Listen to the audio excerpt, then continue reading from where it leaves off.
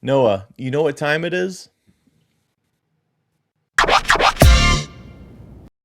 The NFL draft is nearly upon us, but we also had a really good draft class this past year, so we want to talk about sophomore progression. Who is going to fly the highest in this upcoming Browns year? Make sure you hit that like button, hit subscribe, and leave us a voicemail. We'll play it live on the air, 216-260-3433. No, we had one hell of a draft class last year, and now as they turn sophomores, which sounds weird to say, but their sophomore seasons, who exactly is going to be progressing the most? That's what we're talking about. I'll go ahead and start since we alluded to it at the beginning of the show because my pick was the easy one. That's one Shedeur Sanders. Thank you. I had stats pulled up on my screen, but thank you for this, Noah. Didn't You're realize welcome. you had this here. This tells you how he did on the season. It was an up and down. Like I don't think the stats tell the true story of Shedeur Sanders' season. It was up and down. He had highs, he had lows. What I saw the most though were flashes. That's what got me most excited.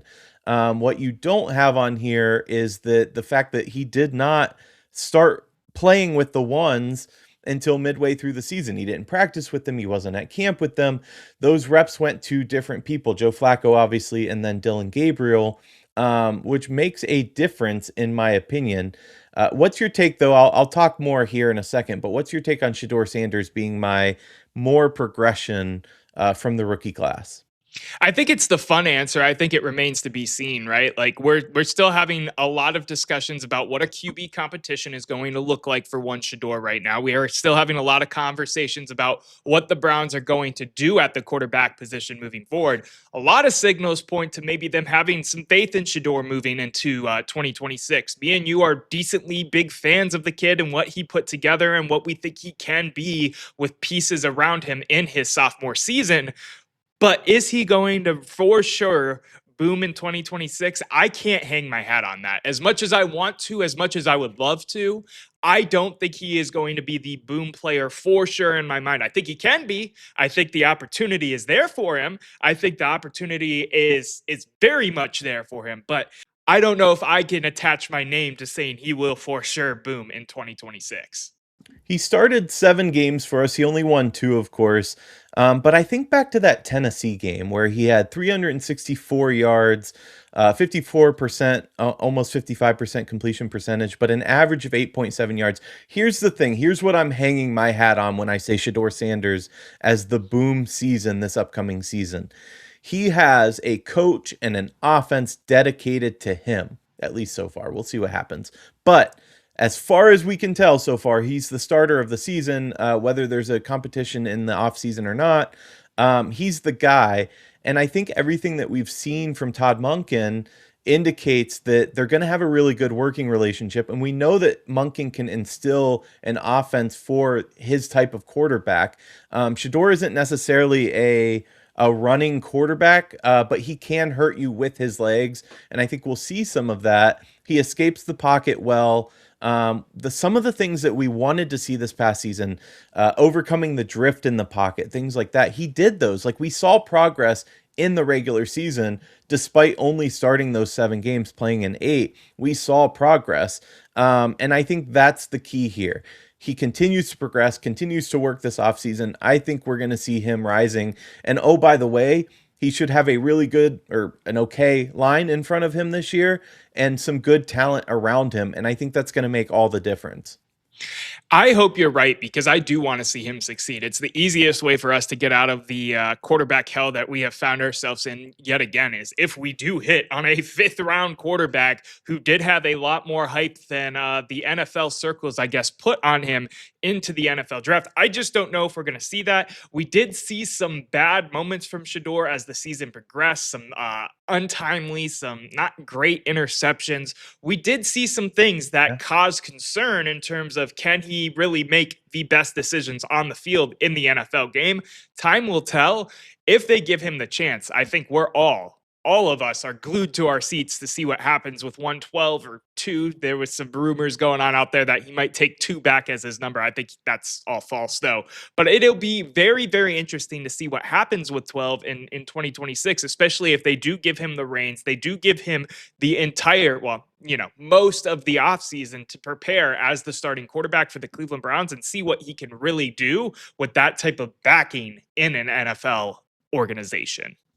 I gotta say, like, if Shedeur plays the way that I think he's gonna play, and our weapons pan out, and obviously our defense is still top notch, I'm predicting like a 7 to 10 win season and being a bubble playoff team. And I know that sounds crazy, and maybe it is. We will see. They have to still play the games, but that's where I'm at right now. By the way, fun story about Shedeur. Did you see the gift that he got Todd Monken for his birthday? Did you hear this Yes. story? Yes, I did. And then the picture of it that came out, Todd Monken put it on X. Todd Monken is such a football guy. What coach is posting on X? He just loves him some sports and he knows we're all over there being crazy and wild and doing our own things and, arguing with each other. You just love to see Coach Monken on the best sports app out there. I've said it before and I'll say it again. Monken continues to grow on me because he is a player's coach kind of guy, and everything so far has impressed me. But that said, Shedeur Sanders bought him a porcelain horse head, kind of like the Godfather, horse in the bed kind of thing. But the intention was a little better because he asked, Todd Monken asked him why he got it for him, and his response was, "Well, I just really liked it. I got myself one." So it's just like a cool, like the more that you hear about Shedeur and Monken, you can see this relationship progressing well. And assuming people don't step on toes here, like I can see this being a pretty nice marriage of the two.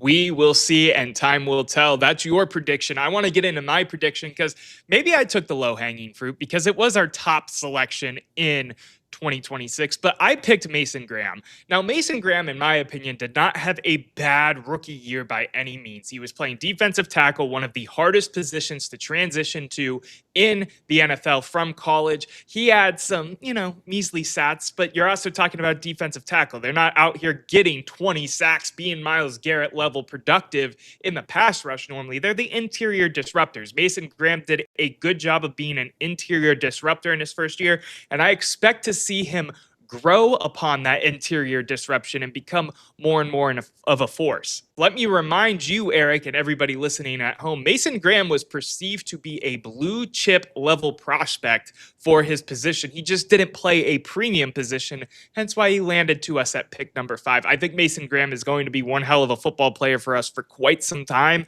and I think we're going to see that trend upwards continue into 2026.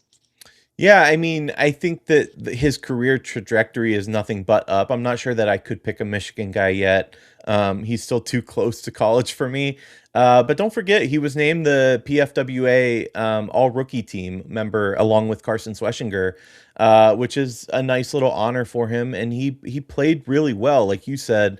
Not things that like stood out like he could have been defensive rookie of the year or anything like that. By the way, we have him too.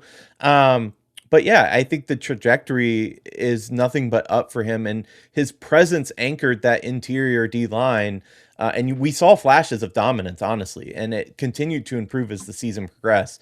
So yeah, nothing but up from him.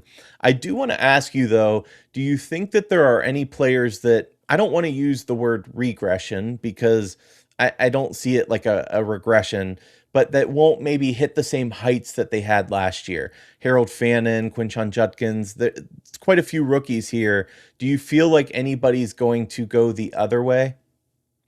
Um, if you wanted to take an answer for it, I would go Harold Fannin, I guess, but I don't think regression is as black and white as you may think it to be. Like I could see Harold Fannin having less yards and less receptions in 2026, but that's because we add offensive pieces and the ball gets floated around more. We don't have Shedeur tunnel visioning to his only offensive weapon in the pass game in Harold Fannin. We have him looking around to, say maybe a Carnell Tate or a Makai Lemon or a Jordan Tyson or Omar Cooper Jr., whoever we end up adding at wide receiver, maybe even in the trade market as well. And that causes a regression for Harold Fannin Jr. But to me, that's not a regression. That's just the team being a better team front to back, as opposed to really just having one guy that is catching balls, getting yak, and doing all of the different things. I have two answers here, actually, and one might surprise you. My first answer is Carson Schwesinger, and it's just because it's hard to believe he can have just as good of a season that he had because he was absolutely phenomenal. Don't forget, he also got hurt towards the tail end of the season, but he is one of my favorite players on this team. So it's not a regression it's exactly what you're talking about. It's not a regression in the sense that he's gotten so much worse. It's just that it's hard to believe he can surpass what he's already done, and he very well may. But my real answer, I think we're going to see a major regression in one particular rookie. Do you know who I'm talking about? Dylan Gabriel, because he's not going to play for us. Bingo. Dylan Gabriel is my answer here. If he sees the field, it will be an absolute miracle. And it's just because he stepped outside to smoke while an explosion happened in the quarterback room. I don't expect him to get too much playing time, but yeah, Dylan Gabriel should probably regress. I don't know if it's possible because he threw everything into the dirt last year anyway, so I don't know if regression's right for him either, but not looking good for him. Yeah, and I'm gonna do this just to play devil's advocate of my own pick too, because I don't think, obviously I'm hanging my hat on the fact that I think Mason Graham is going to become an even better player in year 2, year 3, and continue that upward trajectory that he's supposed to have as a blue chip prospect. But you could make the argument for Mason Graham. I mean, as soon as Malik Collins went out with that lower leg injury, his production, meaning his production, meaning Mason Graham's production, dipped once he didn't have his running mate, his main running mate, in that defensive tackle room. So maybe you could see a little bit of a dip. Same thing with Carson Schwesinger, because you have a new defensive coordinator, even though we think it's going to be a pretty decent and seamless transition because the talent is there on the defensive side of the ball to be a seamless transition. But we'll see. I still think because of how good Mason Graham is, he's going to continue on the upswing. I think most of our rookies are. The only people I could really see regress is like Schwesinger having a little bit of a sophomore dip down, and same thing with Fannin, just because we get more offensive weapons. But I can't pin a regression on any of these names because we had such a damn good rookie class that I think that's only going to carry momentum forward. And then you could bring in a guy like, say, Dylan Sampson, for example, who gets a bigger role in year 2 being the number 2 back because Jerome Ford's gone and whatnot. Like, there's still so much to be excited about the 2025 class. Then you get to add this 2026 class in too. I'm somewhat surprised that we haven't talked at all about Quinshon Judkins. Like, if a new O line could impact anybody beyond the quarterback position, it is the run game as well. Do you think we're going to see a boost here this upcoming year in our run game?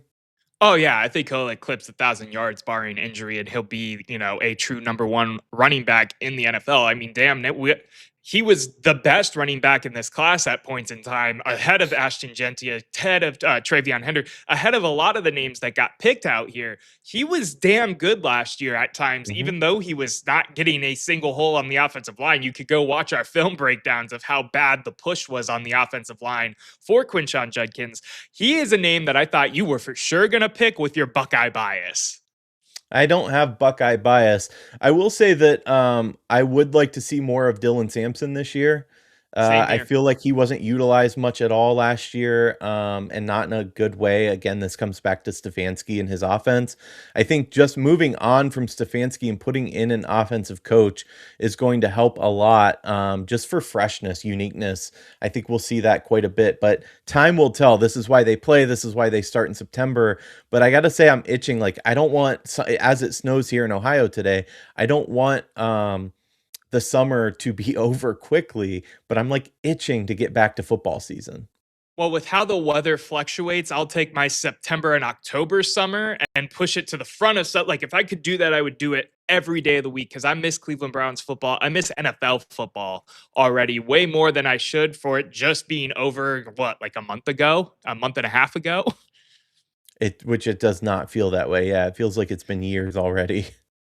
Let us know in the comments, who do you think the rookie, well, now sophomore breakout for the Cleveland Browns will be in 2026? Are you on Team Shedeur? Are you Team Harold Fannin? Are you Team Mason Graham, Carson Schwesinger, Judkins? Let us know down below. Give us your reason why, because We have a lot of young talent on this roster that is that it is easy to be excited about, and there's only more coming come April. Yeah, and hopefully we have some guys that we're really excited about after the draft. On that note, the debate never ends, but the show does for now. We'll see you next time.